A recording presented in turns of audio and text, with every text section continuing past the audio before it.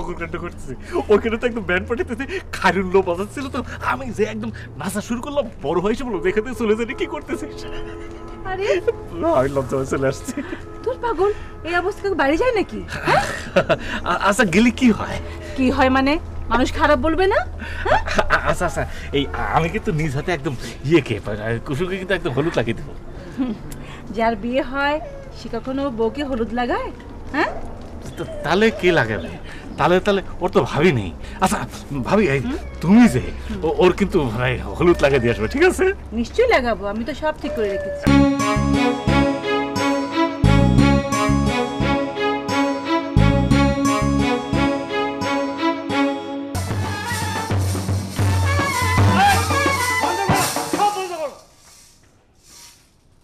রজব আলীর মেয়ের এত বড় সাহস, জমিদার বাড়ির বিয়ের প্রস্তাব প্রত্যাখ্যান করে? আপনি কোনো চিন্তা করেন না চৌধুরী সাহেব, রজব আলী যখন সম্মতি দিছে তখন এই বিয়ে হইবই।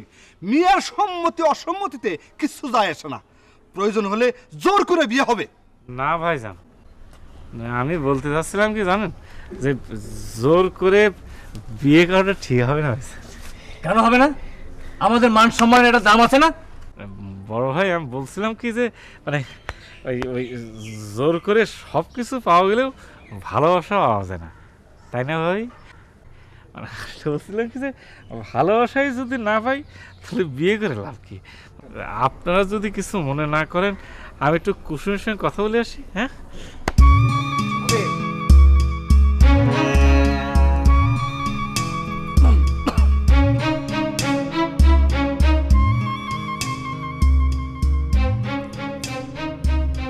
আমার ফাইনাল কথা তো আমি কইয়ে দিছি, তাও চাচ্ছেন না কেন?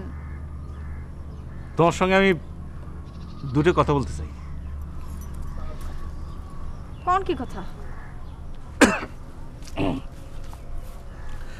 আমি আবিদ হাসান চৌধুরী, সবাই আমার ভাদু পাগল বলে জানে, কিন্তু আমি আসলে মানুষ কিন্তু সুস্থ, সবসময় আর পাগলামি আসে না। ভাদ্র মাসে আসার জন্য সবাইকে ভাদু পাগল বলে জানে। আমি একটা জিনিস বুঝতে পেরেছি যে পৃথিবীর মধ্যে সবচেয়ে বড় জিনিস হচ্ছে ভালোবাসা। সেই ভালোবাসাটা আমি তোমাকে বাসি, এই ভালোবাসে তোমাকে বিয়ে করতে চাই। তুমি রাজি কিনা?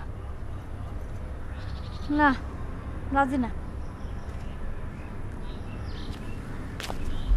কেন না কুসুম, কেন না? আমি তো তোমার চোখে আমার ভালোবাসা দেখতে পেরেছি যে তুমি আমারে ভালোবাসো। বলো সত্যি কিনা বলো।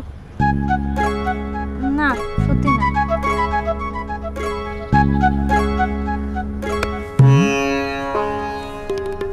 পাগলের চোখ কখনো মিথ্যে থাকে না। কুসুম, তুমি আমার সঙ্গে বিয়েতে রাজি কিনা সেটা বলো। বলো রাজি কিনা।